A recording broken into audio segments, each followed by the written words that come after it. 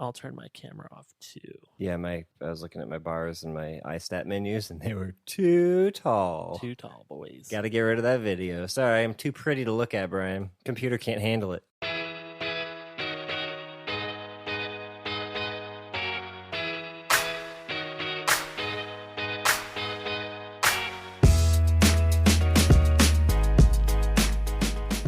Welcome to episode 365 of the Design Details Podcast. I'm Brian Lovin. And I'm Marshall Bach. Welcome back for another episode. Brian, we got a good interview today. Oh, boy, was it good. We just got off the call, and it was so fun. Before we get into that, we got to give a huge shout-out to our Golden Ratio supporters this week.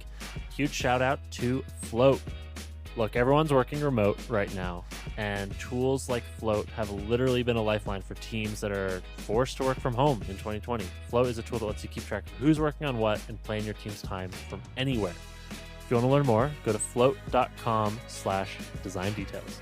Thank you, Float. Thanks, Float. We're also supported by Hover. Hover has over 300 domain name extensions to choose from when you are building your website online. Today, if you don't have a portfolio, if you don't have a website, go to hover.com/design details and get that sweet .design domain name for 10% off your first purchase. That's hover.com/design details.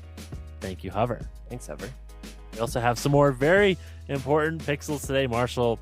A lot of pixels today. Awesome. Love to see it. I love that high resolution, Brian. So many pixels.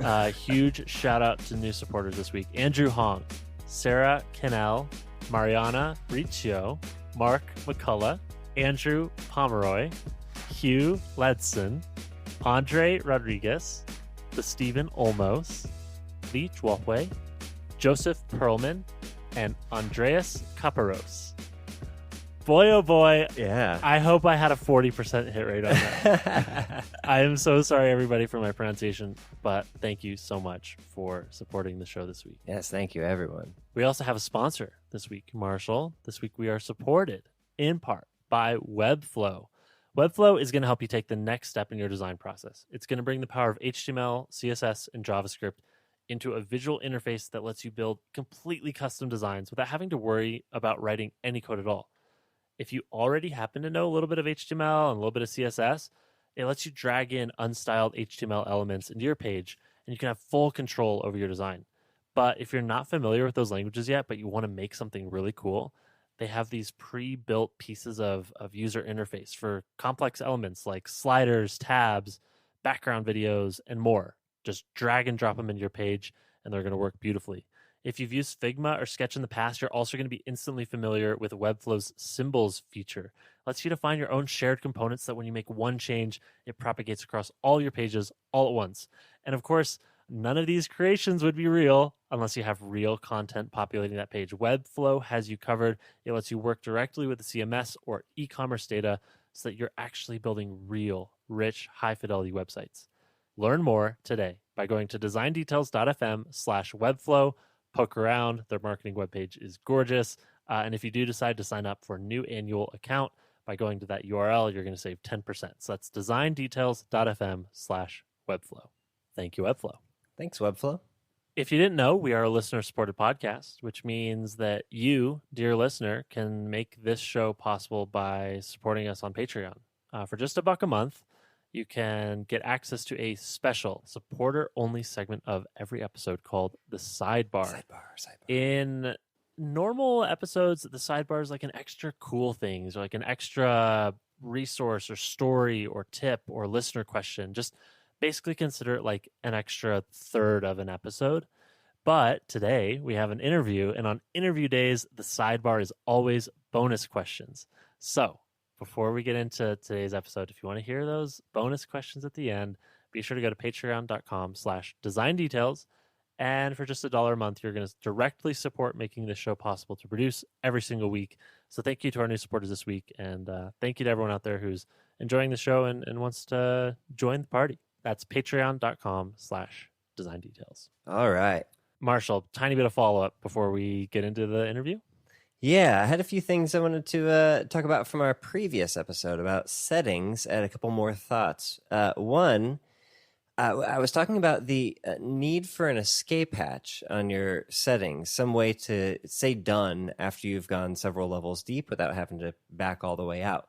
And one thing I realized since then is that in iOS 14, if you hold the back button, it will show a menu of breadcrumbs, essentially your path to that page, and you can jump back to any stage along that path as well as like back to the root. So within just a couple taps, you can get all the way back home, which is really nice, and just thought it was kind of an interesting thing there. So if you're building native settings, you might not need a done button if your users know about that pro gesture.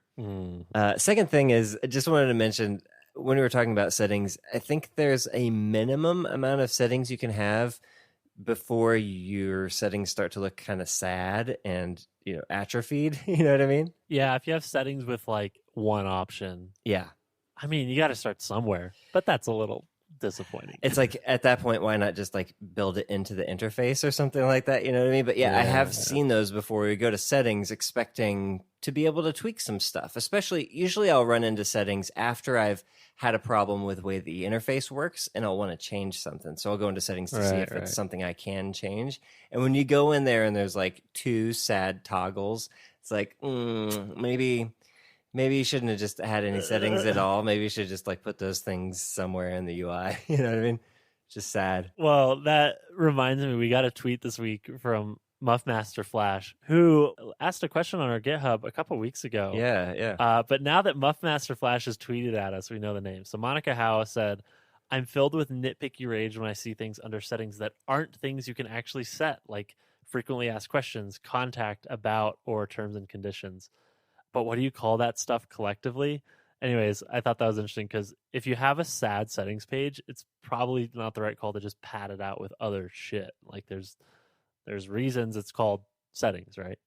So what would you call FAQ, contact, about, terms and conditions, that kind of stuff? By the way, in the GitHub app, all that stuff is under the settings page. So yeah, if I'm gonna induce a nitpicky rage for Monica here, but we just put it all in one page. Yeah. I mean, if it's going to be anywhere and it's not elsewhere, I would expect it to be in settings. But yeah, I would kind of expect those things to live at the same. That's a very funny way to say that. What do you mean? If it's going to be anywhere but not elsewhere, it's going to be here. Well, yeah. It's kind of like saying, here's one I like. Things are more like they are now than they used to be. I'm 14 and this is deep. That's kind of the vibe I got. Yeah. I guess what I'm trying to say is, if these things weren't where I first went to look to find them, the next place I would go would be settings. Yeah, that makes sense. Yeah, I think enough people use settings as like, scroll far enough to the bottom and you'll get to this kind of thing. Oh, yeah, they're at the bottom. You'll find like the version number and that kind of stuff. Yeah, about open source stuff, privacy policy, terms and conditions, all that stuff. Yeah, but normally I would expect those things to live at the same level as settings, right? So one level up, either in a sidebar or under an account menu or something like that. Yeah, it depends on how many of them you have, but like certainly FAQ and contact, that kind of stuff, probably. Yeah, and one last piece of follow-up. So we've had a couple patrons ask for us to split out the sidebar into its own special post, and this makes a lot of sense. It's a little bit extra work, but we've started doing that. So now all new sidebars will be posted separate from the full episode on Patreon. So if you become a patron in the future, you can easily go back and listen to all of the sidebars on their own without having to listen to the whole episode or like skip to it throughout the episode. Although our chapters do make skipping to the sidebar pretty easy in the full episode. Yeah, there's two big things for me, and this is a trade-off. Like I can imagine existing patrons being like, why is there now an extra thing in my feed that I have to archive or ignore? Yeah, fair enough. Really sorry. But we have people that are like supporting the show and they want to hear previous sidebars, and we're literally asking them right now to say, go back and re-download every episode, skipped all the chapters just to find that 10-15 minute clip. But if we can pull them out as an individual section of audio, it's really about the backlog. So all future supporters are going to have this much better experience sort of getting caught up, so to speak. So it's a little bit of a trade-off here, but for existing supporters, you don't have to change anything. The sidebar will still be embedded in the full Patreon episode. Yep. So yeah, hopefully that will help and benefit all future very important pixels, Brian, because they are very important to us. We want to make their lives a little bit easier. That's right. Yep. All right. So now it's the interview time, Brian. Who are we talking to today, Marshall? We are talking to Danae Holmes. She's a colleague of mine at YouTube. She's one of the most intelligent and delightful people I know, Brian. She's amazing. You've met her now. You can know that I'm telling the truth, but she's an amazing researcher. Her pedigree is impeccable, and I think she has a lot of wisdom to share, and she does. So enjoy this interview with Danae Holmes, UX researcher at YouTube. Danae, thank you for coming on the podcast. Yes, thank you. Well, thank you for inviting me. This is great to be here. For people who aren't familiar with you, could you just tell us a little bit about who you are, what you're working on right now, and then I suppose a little bit about how you got here, like as a researcher, like a little bit of your path to YouTube. Spoiler. Spoiler alert. Sure. So again, my name is Danae Holmes, and I basically went to school for human-computer interaction. I got my undergrad at UT Dallas, and it was in cognitive science with a specialization in AI. And I really didn't know what I was going to do with that degree. So I figured I might as well go do grad school. And I actually applied for PsyD programs, so like clinical psychology programs. But actually found HCI after talking to one of my old professors at UT Dallas. So I felt that, yeah, like I could definitely do this. I can look at products and tell people why they're not working well. So I ended up applying to several HCI programs as well, and chose Rice University, and also quote unquote was like accepted because it's very hard to get into grad school, so it's not like you get usually your pick of the litter. You mean you didn't just stroll in and say, "What's up? What can I work on?" I did not, as much as like, you know, my swag would only carry me so far. Story of my life. So, yeah, spoiler alert, I did not get into any clinical psych programs, but I did get into Rice University's HCI program, as well as the UT med schools. There's a huge like medical center downtown in Houston, and so they had a medical school there, and I was going to go for neuroscience, and so I actually got in for neuroscience, which was awesome. But I wanted to go into industry, so I chose Rice, and I knew that the HCI degree would probably lend a better path to doing so. At Rice, most of my research focused on voting systems for those with visual impairments. So I did my master's work on an auditory voting system, or what we call like IVRs, interactive voice response systems.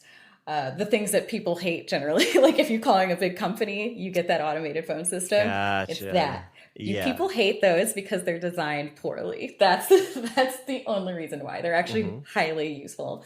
And phones are pretty much prevalent, at least in the US. So it was a really great, accessible piece of technology, especially for voting.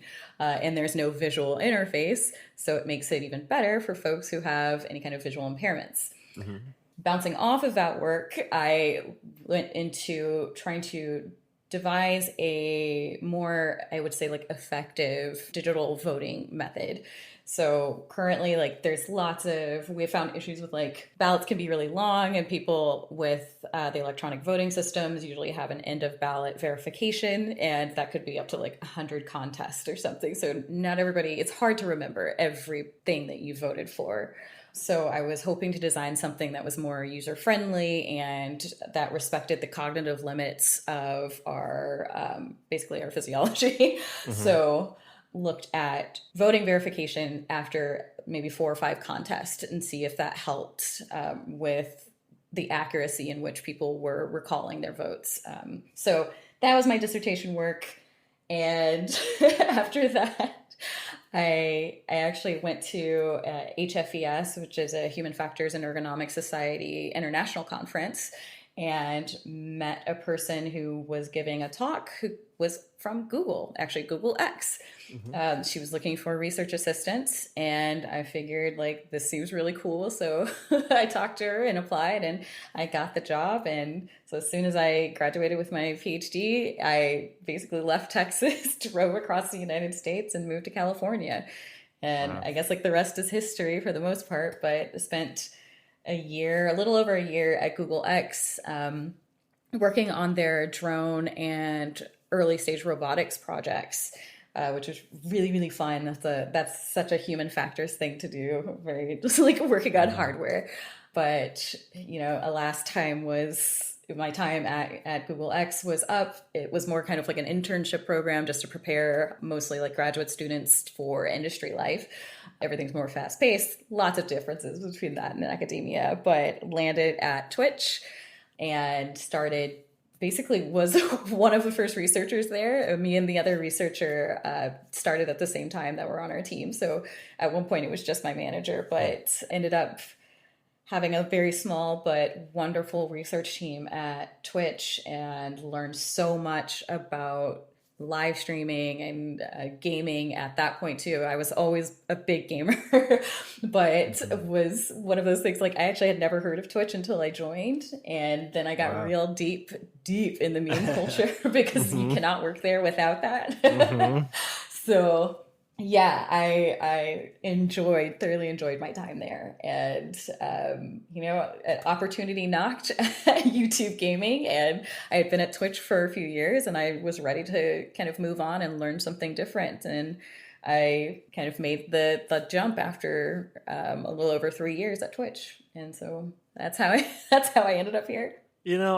I'm just totally blown away. But the one question I got to ask right now is like, and I suppose I've never asked Marshall this, but as you're playing games, do you find yourself entirely distracted by the experience and like interfaces and design patterns of the game? Does it distract you enough to the point where you don't enjoy playing games anymore? Or are you able to separate like your work gaming and your play gaming? I think I'm definitely distracted by it. Like, it won't prevent me from playing a game unless something is just atrocious, but I am always looking at it and always thinking about it. But it's not from like me being annoyed, I guess, by it, but just thinking about like what types of research could go into making this thing better. It's like a really good problem to solve, and games research is very, very interesting. So it's one of those things like you don't really realize how people are going to use items or what kind of like patterns that they have during the game that would make, organizing the menu or whatever,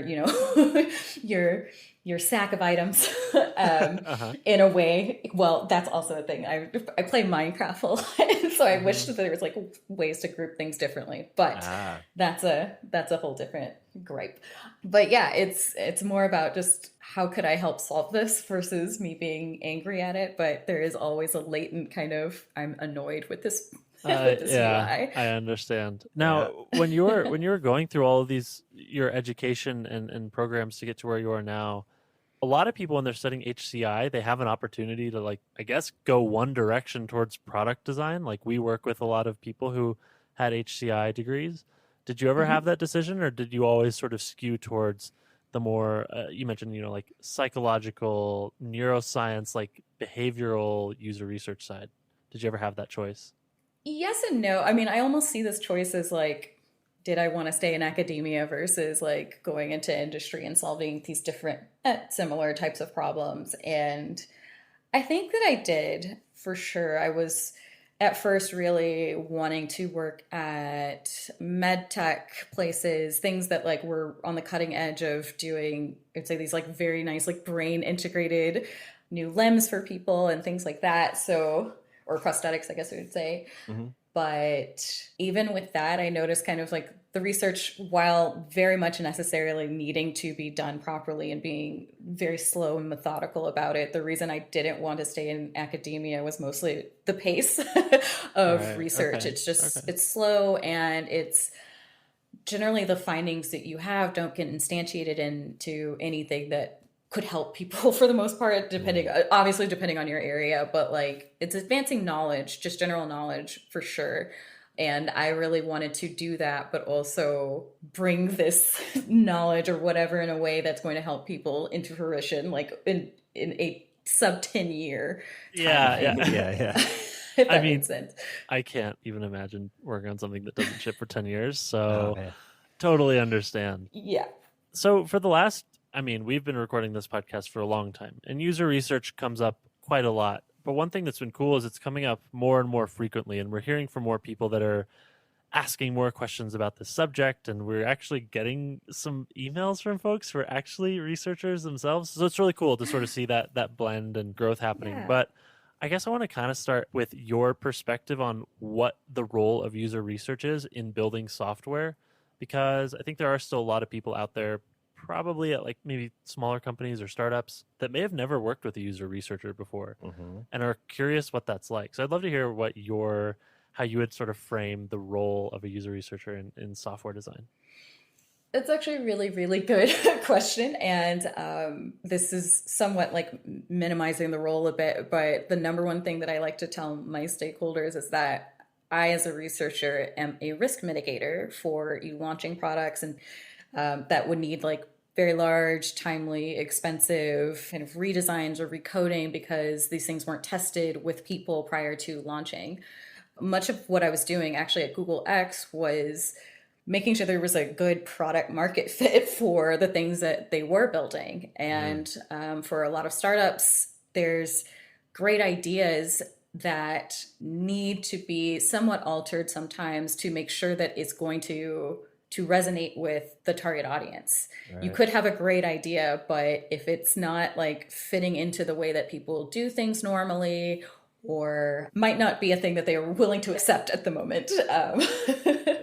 So let's say, I think I saw an article a while ago with like, this may or may not be true, but like Uber is trying to develop some kind of like drone people moving kind of project, essentially Uber of the skies. And while that like in concept could be a fantastic idea, it solves for so many problems.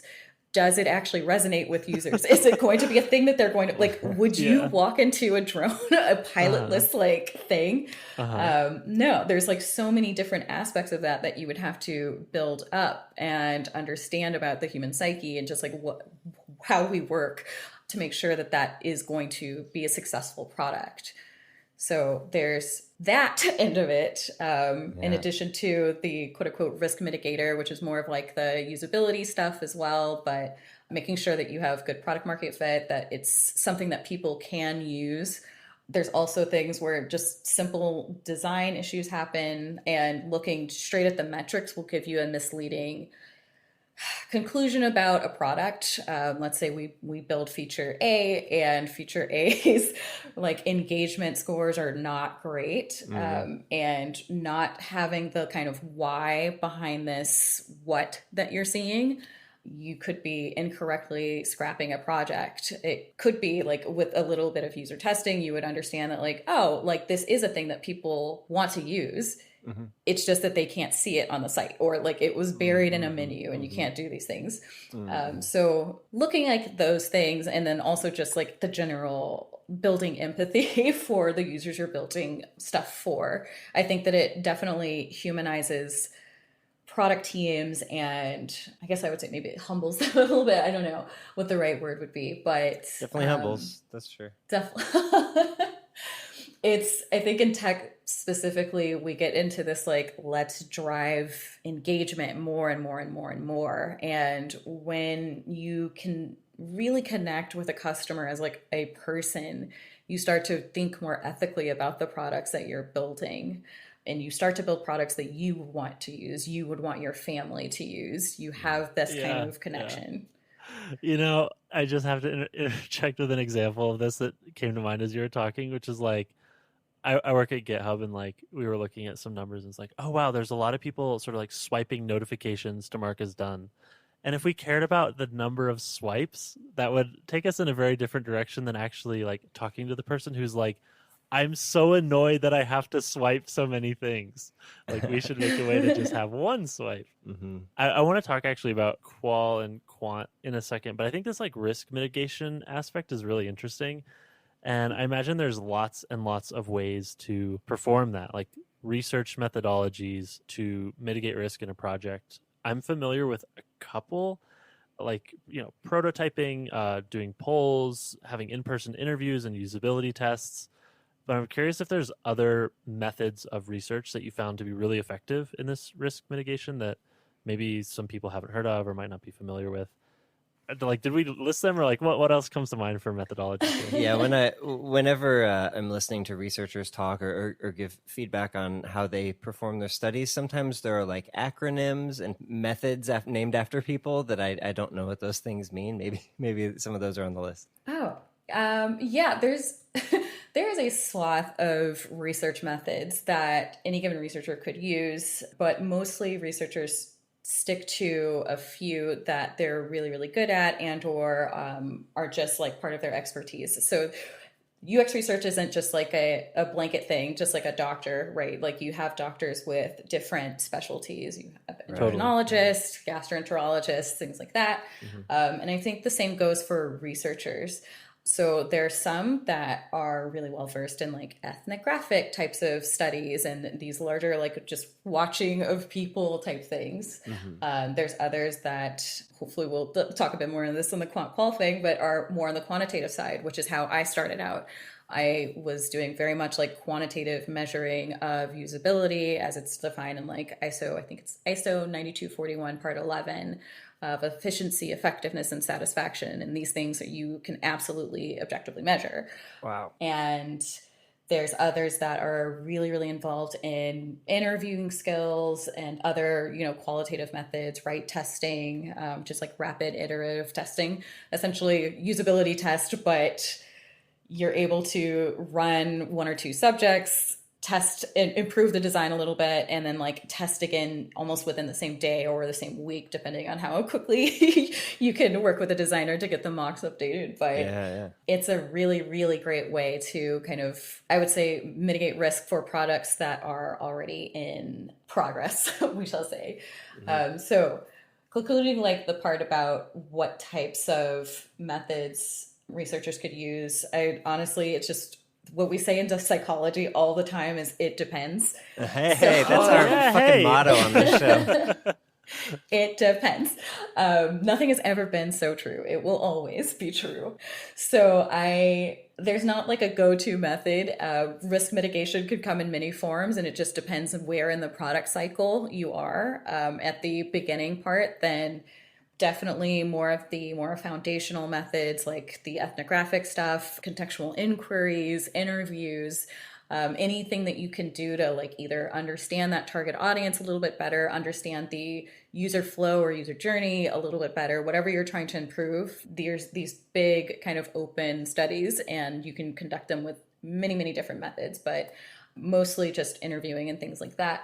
Then on the other side, like product is already ideated. Let's start on the design part. That's where the usability testing really, really comes in handy.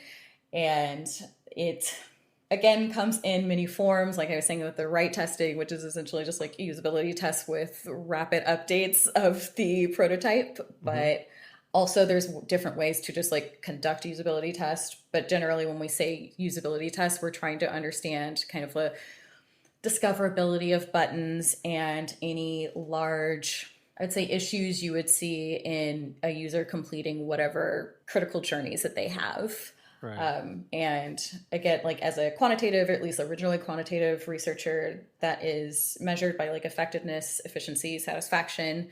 Effectiveness being like, how accurate is the thing that you're building? How accurate, I would say, could users be using the thing that you've built? Then there's efficiency. Obviously, that's just, is it efficient? How much time did it take for someone to do a thing? Is that an acceptable amount of time? And then the kind of feedback for the team would be kind of, how do we reduce that? You want it to be as efficient as possible for the most part without sacrificing the effectiveness. Then the satisfaction it is just kind of like this subjective satisfaction with the system, which actually does play into this larger theme of perceived usability. Right. So that is measured through many, many different scales and tools. I am personally a fan of the system usability scale, or what we call SUS, because it's only 10 questions long and is essentially platform agnostic, though there are some times when the questions on it can be a little finicky.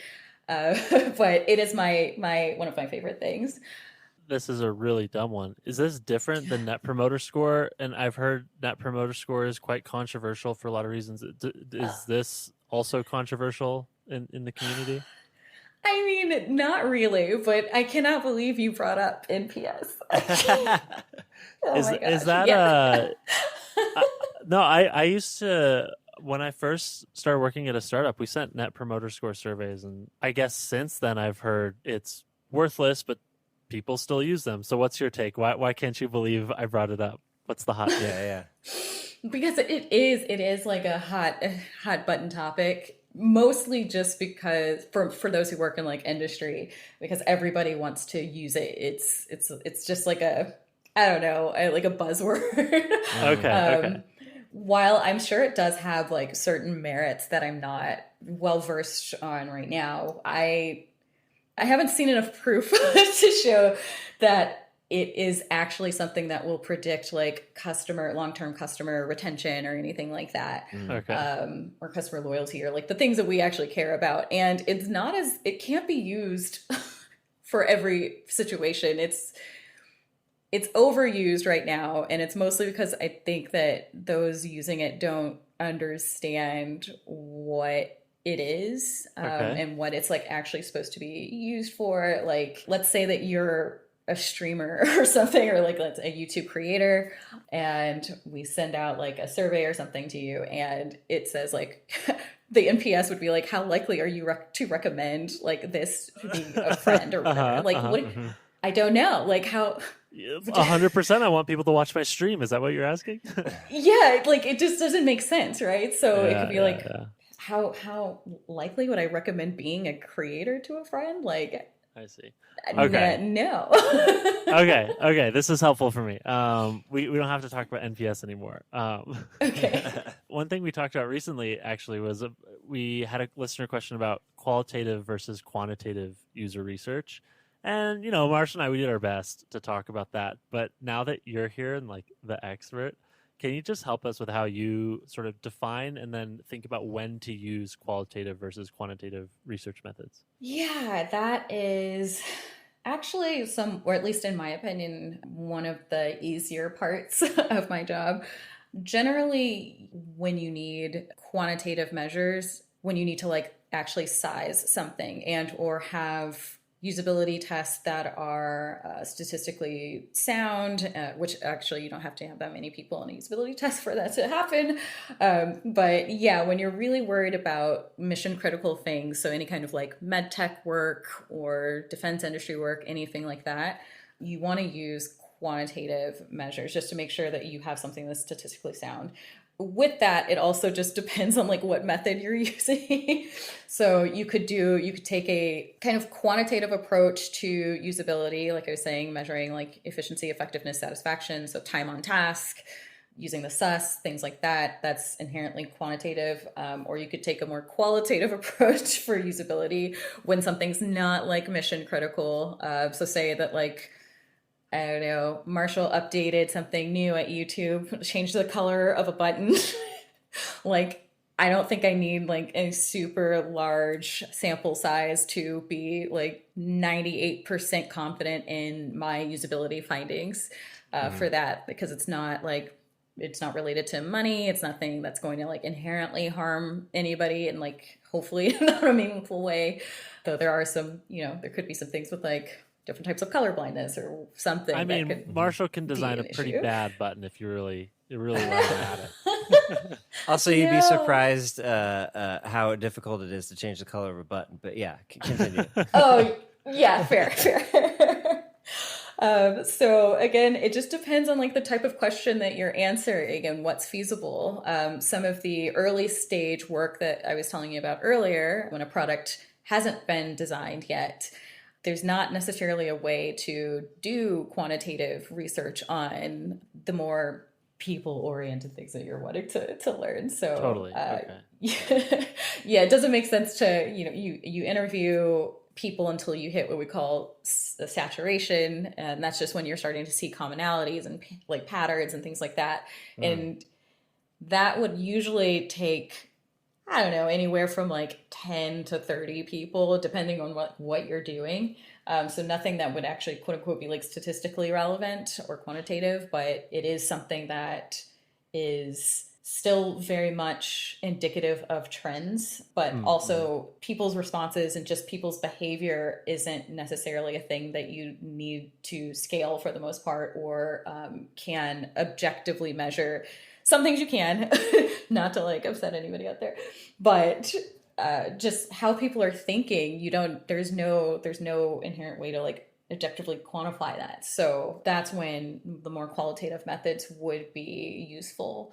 There is a quantitative side to that, depending on where you are at a project cycle. But if you're in the beginning, you can do large, like most of this is considered market research, but large segmentations that tell you about segmentations based on psychographic and motivations and stuff like that. But these can tell you where your target audience kind of agrees on different behaviors or ideas or motivations, and then actually size those for you in a global context. So you'll say that like population A like really likes takeout food and we're Uber Eats.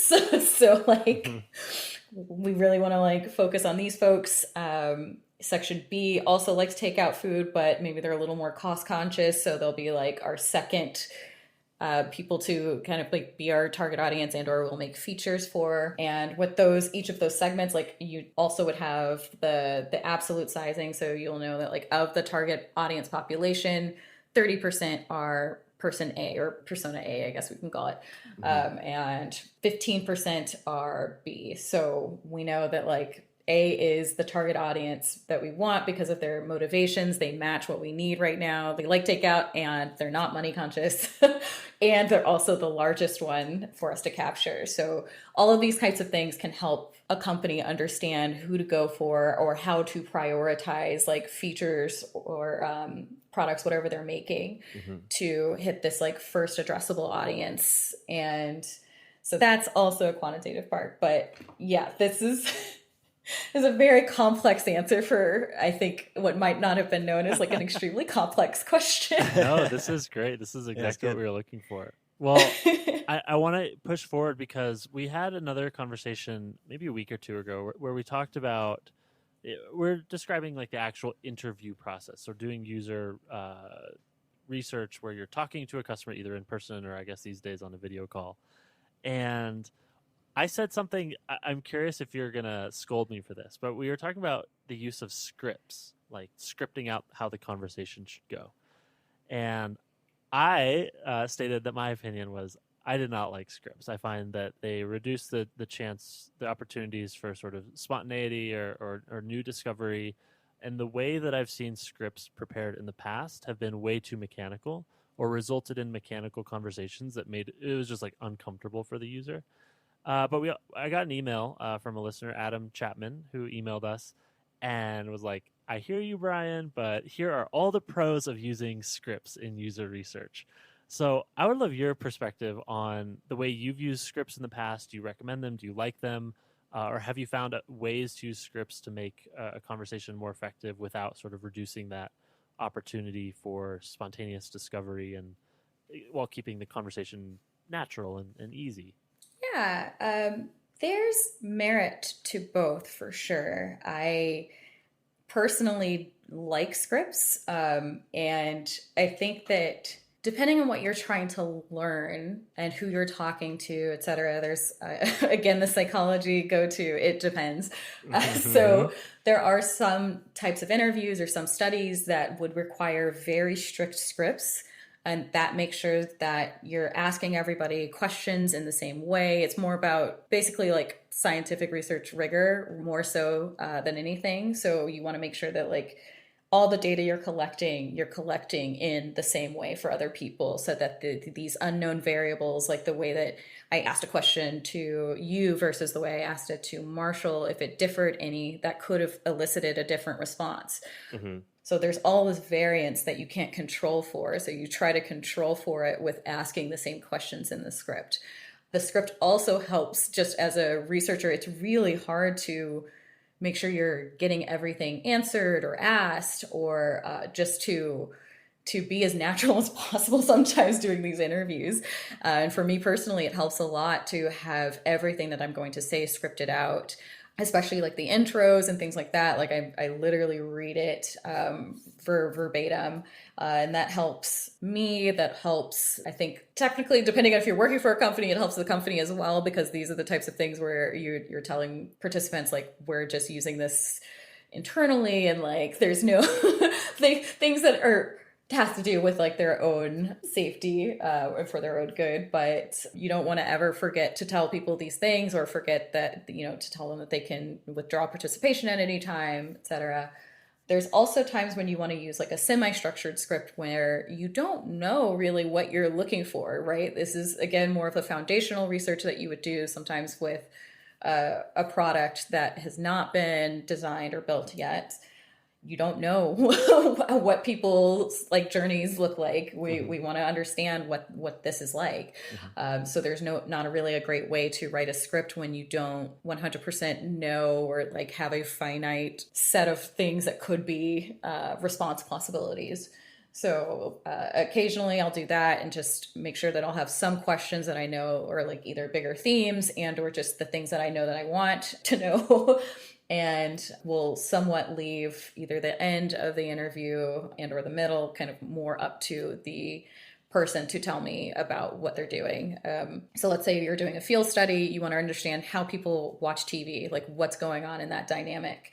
You would really benefit from a semi-structured interview protocol for that, because then you could ask them, everybody has like the same somewhat questions that are in your study, maybe like what they typically do when they're watching TV or what they're typically watching.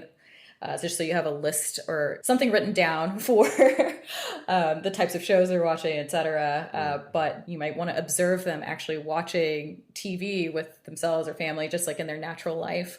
And as they're doing that, which we do this sometimes, we will observe people watching things and just like interrupt when we need to. But that's where you come in with like kind of the semi-structured thing and just kind of making questions up on the go. And that helps with those situations. Then there's, I don't know if I don't think I've ever had an interview where I didn't have a script. So I feel I definitely could understand how it would seem more natural and you can just talk about anything.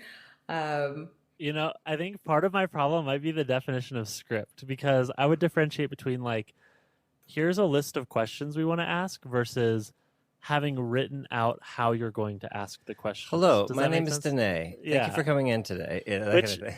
But you said you read that part verbatim. That's like a script to me versus, we're doing research on watching television. We want to ask them about this part. We want to ask them where, when, how often, what they like. Those are the highlights. And as long as we hit those highlights, we're good.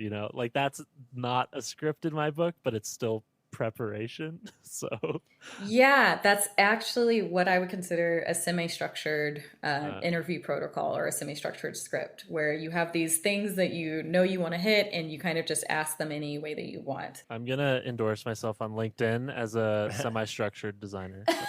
There you go. Seems good. Sounds about right.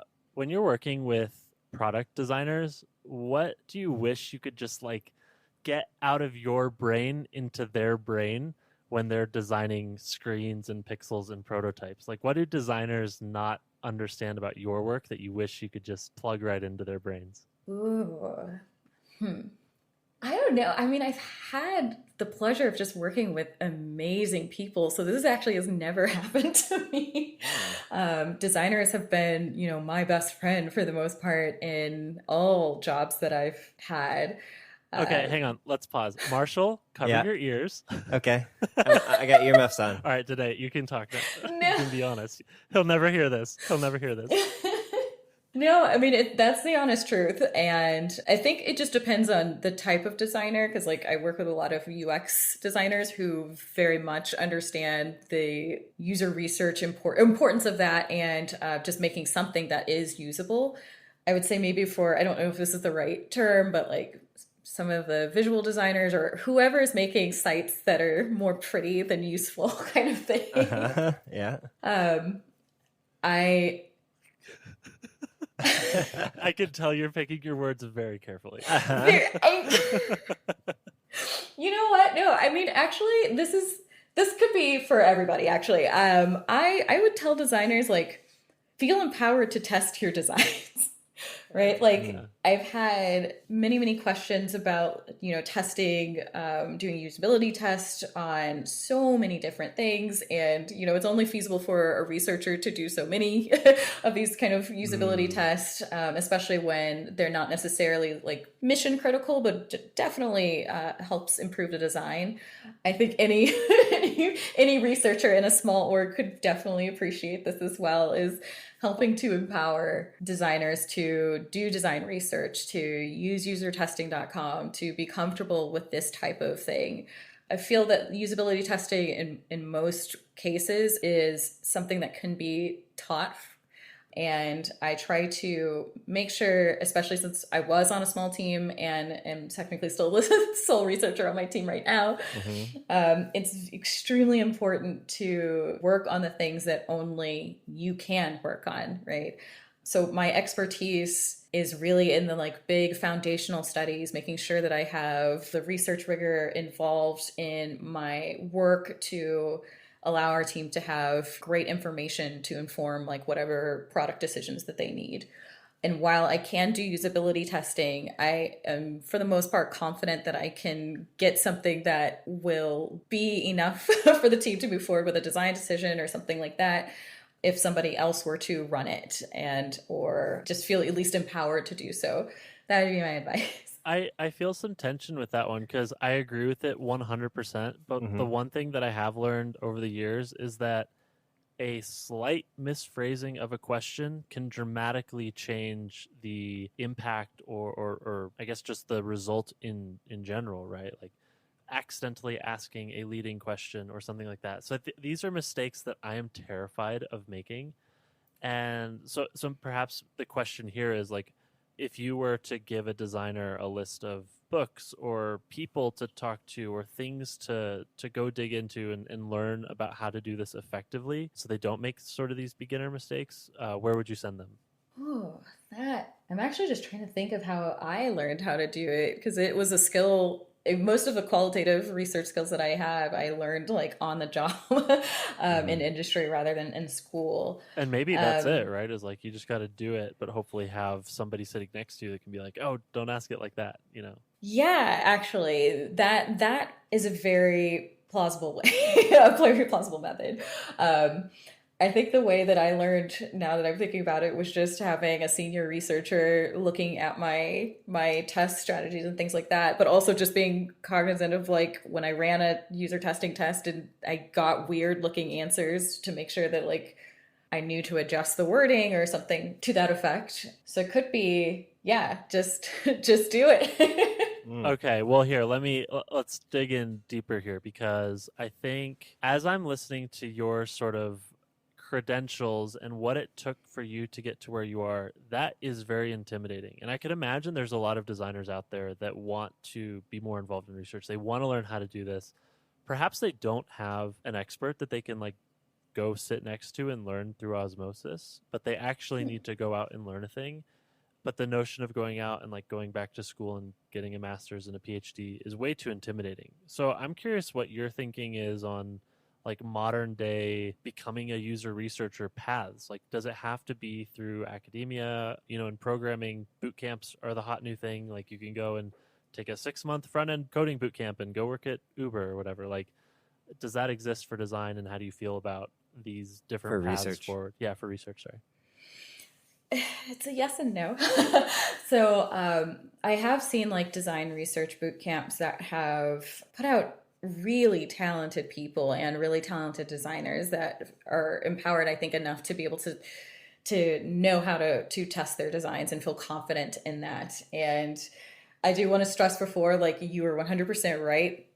It does matter how you're stating things in the questions, especially for remote usability test, and how you're interpreting things. You have to be really keen on making sure that you're interpreting what the actual issue or the core of the issue is versus, somebody's raw feedback and or, just something that's not indicative of like the root cause of the problem. But that being said, it definitely is a skill that can be learned, and from some of these boot camps and just reading the right books, etc. I would say one of my favorite intro to UX research, at least books, and or the need for it is it's called Set Phasers to Stun. I don't remember the author of it, but it has a bunch of kind of like case studies of really unfortunate accidents that could have been prevented due to UI UX failures. So yeah, there's that. Sounds awesome. I love the title. Okay. Yeah, it's great. But for researchers coming into the role, I think this has been something that's starting to become debated, like the democratization of research and this, do you need a high-level degree for some of these jobs? And it keeps coming back to it depends.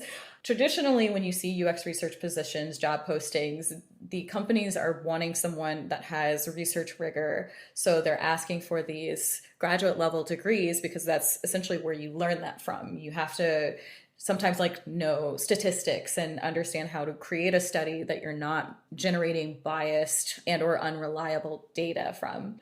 And you need the ethnographic skills, knowing how to do that kind of thing.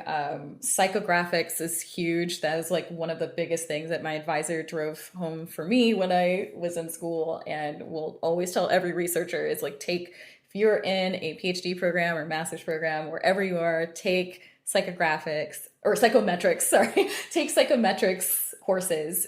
Being able to... I gotta stop you. I have no idea what psychometrics is. Nor I. Oh, so it's basically just surveys, right? So wow, that's a fancy word for surveys. Yeah. Well, yes, there's but there's a lot yeah. behind surveys. If you want to make sure that a survey is measuring what you're thinking it's measuring. So psychometrics is the ability to build these surveys, but also validate them to ensure that they're measuring what you're wanting to measure and measuring these things consistently between people. That's how you have a good survey instrument. So psychometrics, knowing how to make surveys, validate them, and essentially conduct statistics on them is invaluable, especially in industry. So please take psychometrics. So there's things like that are extremely useful and core to researchers' jobs that you definitely, I think, need that degree for.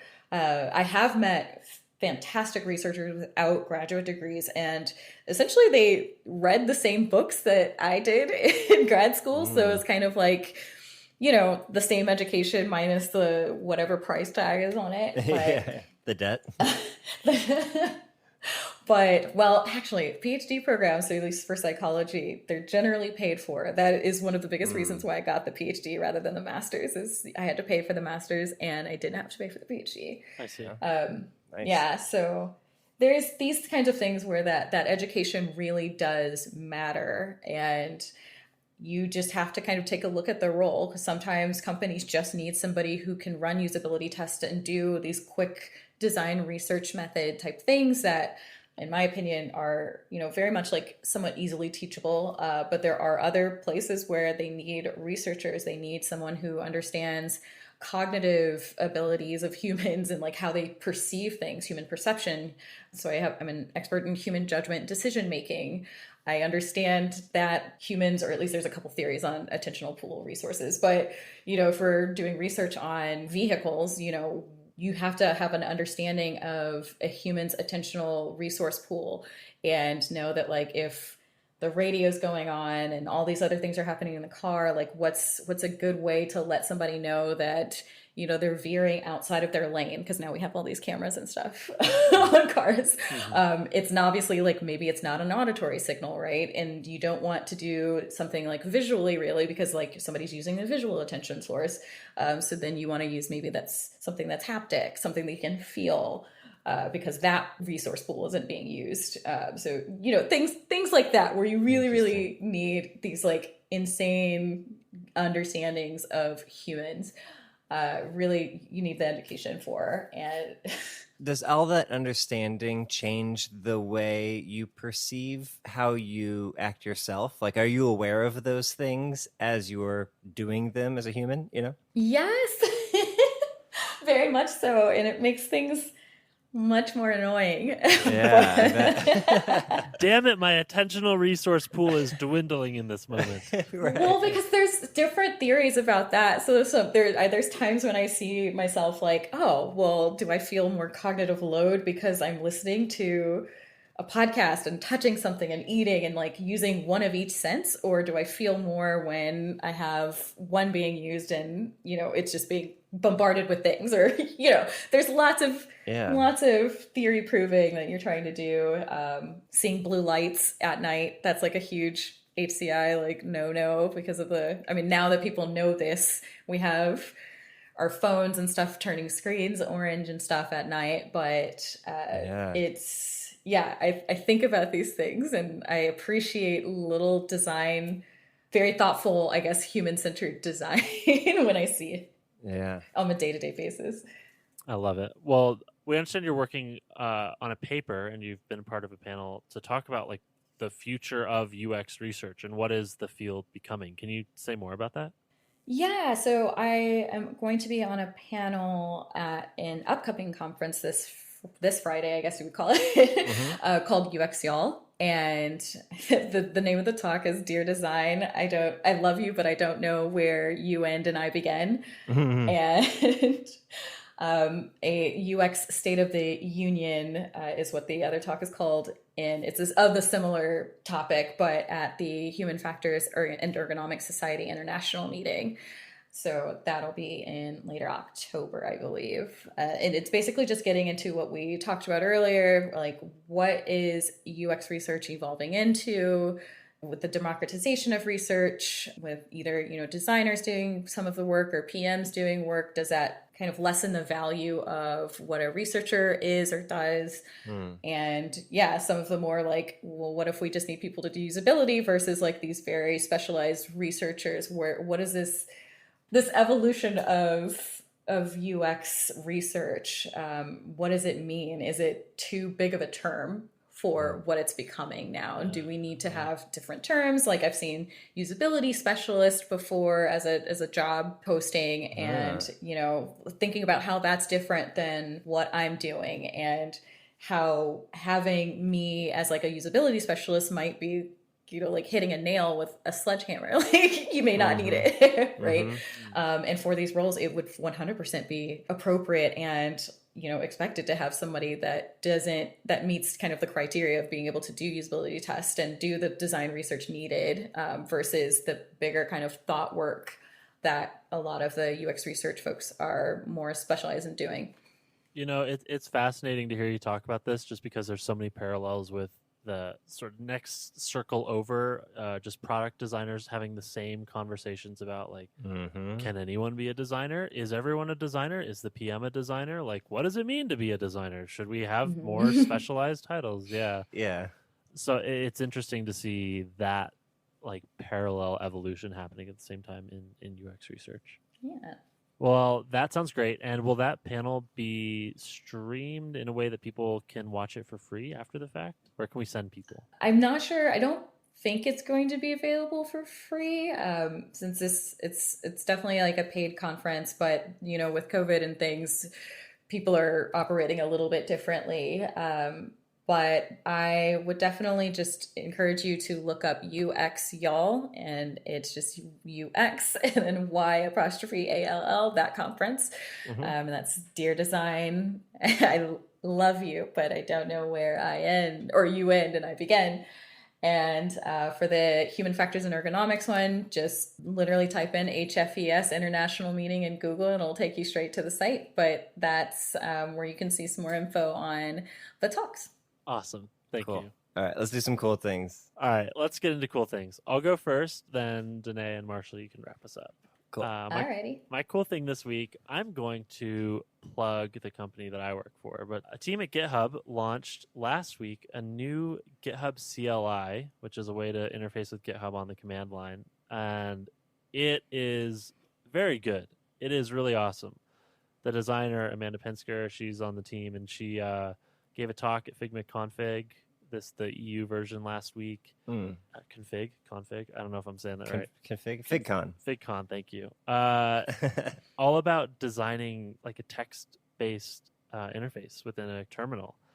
Anyways, this product is awesome, and the reason I specifically think it's very cool is because it is not only incredibly powerful for people who are experienced developers and who know everything that's going on with commits and Git and how to successfully sort of iterate on software from a command line, but it's also incredibly beginner friendly. Like if you don't know anything, it's a wonderful tool that uses really predictable natural language to execute certain sorts of prompts. And if you have typos or get things wrong, it'll like offer suggestions, and it's formatted with really thoughtful consideration for colors and bolding and indentation to make things understandable as a system.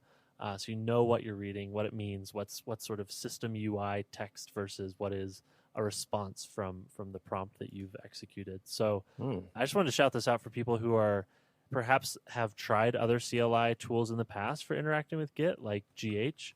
The new CLI, GitHub CLI, is really a wonderful tool. So that's at cli.github.com. And I think that FigCon video of Amanda's is going to be out in October publicly. So you can keep an eye out for when Figma releases those. That's my cool thing. Awesome. Thanks. All right, Danae, how are you? Whew, okay. So I'm a pretty avid whiskey drinker, and I know. I love it. I'm from Texas, of course. So, right, I recently tried a new whiskey that's made, I think it's like in San Francisco, but it's like definitely a Bay Area thing, and it's called Glyph, Glyph. Oh, you're speaking our language. That Here sounds we go. so SF, yeah. What? This is like design typesetter's dream. They're also whiskey. Yeah. Kern, of you know. course. So they basically, quote unquote, take like a molecular approach to whiskey. And so rather than, using plants and yeast and all of these other things that give whiskeys their distinct flavor, they basically use like whatever they use a chemical that's like chemically similar to the taste, so like say vanilla or oak or something like that, right? I don't think that they do peatiness, but they have all of this and they kind of just like create this beautifully tasted like whiskey, or at least I think it's really, really good. Very drinkable for the most part, and especially for those who like a really like vanilla heavy whiskey, it's very good. So I'm on their website, and the packaging is very pretty as well. I want to get a bottle just to hold this thing. It's really pretty. But I'm looking at their other products, and this helped me understand. It says they have a product called Kazoku, which is a molecular spirit inspired by sake, but it's made without rice, which as a result means it uses less water, less land, and has less carbon emissions. So there's like an environmental play here as well, right? Yeah. That's cool. No, and that's, I guess, like what made me pick it as like the cool thing to talk about. It's not necessarily just because like the flavor of the whiskey, yes, it's great, but the potential is so great. Like you could think about, like you're saying, like the positive environmental impact, but additionally, like you could start having custom whiskeys, right? Made for yourself. Like if there's this doesn't like take away from old world like whiskey makers and the traditional way of doing things, but it was a very interesting take. I'd never heard of anybody doing something like this, and I could just imagine myself like for my next birthday brewing up like a custom whiskey profile, right? This is very cool. That's sick. I'm gonna try this. Thank you for the recommendation. Yeah. We'll have a link in the show notes. It's endlesswest.com/glyph. Cool thing, Danae. All right, so Bring us home, Marshall. I'll bring it home. All right, so my cool thing is the AirPods update that just went out. I think it's part of iOS 14.2 beta. I'm not entirely sure about that, but it introduces a bunch of things, including spatial audio, which was announced, I think, at DubDub. Yes. So, okay, let me go through a few of the nice features of this thing. It's been pretty awesome. So, like, headphones aren't usually on my list of things that I am excited about firmware updates for, but now it's on the list. So, okay, so first off, spatial audio. It's kind of magical. I don't know if you've used it. Either of you, have you tried it out? I have not. No. So this is the thing where it uses the gyroscopes in your headphones and in your device, like phone or iPhone or iPad, to talk to each other to know where they are in relation to one another in 3D space, so that when you turn your head, it's as though the sound continues coming from the same source, which is the phone. It's this, I'm not sure if I'm describing it well, but it's the most amazing. It feels like the sound is coming from your phone. So you got your headphones on. I'm convinced that my fiance sitting next to me can hear the sound, but nope, it's all just coming through my headphones. Am I describing this well? I don't know if you know what I'm talking about. I think you'll have to hear it to believe it, but keep going. Another nice thing it does is automatic switching. So if you're, and this only works on first-party apps at the moment. I think it has to be adopted by other developers, but if you're listening to, say, music on your iPhone and then you go to use your iPad, it will automatically switch your headphones over. So, like, if you go to play an audiobook on your iPad or something like that, it will know, okay, disconnect from the iPhone, connect on the iPad immediately. It happens so fast, and it works back and forth. That's pretty magical, too. You get battery notifications when it gets down to, like, 20 and 10%, which before it would play like a doo-doo-doo-doo-doo kind of sound to let you know that shit's dying. But I could never remember, like, is this the first one? Have I heard this one already? Because the first one's 20, second one's 10, and then they die. So now you get a little notification on your phone telling you what the battery level is. So here's the one negative thing I'll say about this is that spatial audio thing. It's awesome, right? Like it works really well until it doesn't, and you turn your head and then you turn your head back and it gets stuck like 10 degrees off from where it actually is. You know what I mean? Oh, interesting. And is there a way to reset it? Like, do you just shake your head or something? Yeah, you know how you reset the compass on your phone if you're out walking around and it's got you facing the wrong direction? You gotta do like a figure eight thing. Yeah. yeah. That tends to work. Nothing as extreme as that, but like, yeah, just like move the phone around and move your head around a little bit and they'll figure itself out. But okay, sure. It's a beta, sure. Yeah. It's very early, but it's pretty impressive. So anyways, yeah, AirPods update. Awesome. Nice. I'll have to get that. Danae, you picked the coolest cool thing, I will admit, this week. True. Ours Is it because it's alcohol? I'm a bit dorky.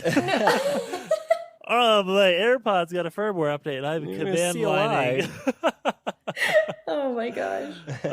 Well, this has been so fun. Thank you for taking the time to come and educate us and just talk about user research in general. I think this is so fun and interesting and important. So, yeah, really appreciate your time. Thank you. Yeah. Oh, no, thanks for having me. All right. And this has been episode 365 of the Design Details podcast. We hope you enjoyed listening. If you did, let us know. We're on Twitter at Design Details FM. We are supported this week by Webflow. Webflow is going to help you take the next step in your design process by bringing the power of HTML, CSS, and JavaScript into a visual interface so that you, a designer, can build completely custom websites without having to worry about writing code. You can learn more by going to designdetails.fm/webflow. And if you sign up for an annual account, you'll get 10% off. If you need more podcasts, go to spec.fm. That's our podcast network for designers and developers just like you. Otherwise, tweet at us, DM us. We love hearing from you, and we'll see you next week. All right, I'm going to go old school with it and just say, it ain't no lie, baby, bye, bye, bye.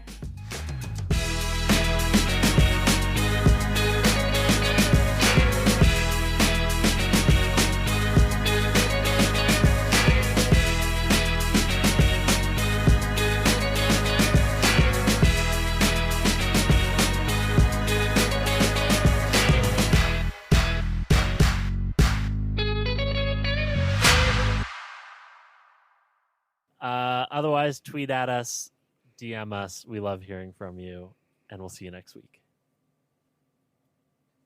That's your cue. Oh, okay. Sorry. Okay. I was like, I wasn't sure if there was like an actual QQ kind of thing. All right, I'm gonna go old school with it and just say, "It ain't no lie, baby. Bye, bye, bye." Oh, amazing! That's so good. Well done. That's perfect. I don't think we've ever been brave enough to put too much of our singing on the show. So yeah, this is. Oh this my would be a God! first. I was like, you're gonna have to auto tune that. No, but it's I'm like great. It's great. a karaoke fanatic, so we'll have to do that at some point. Amazing.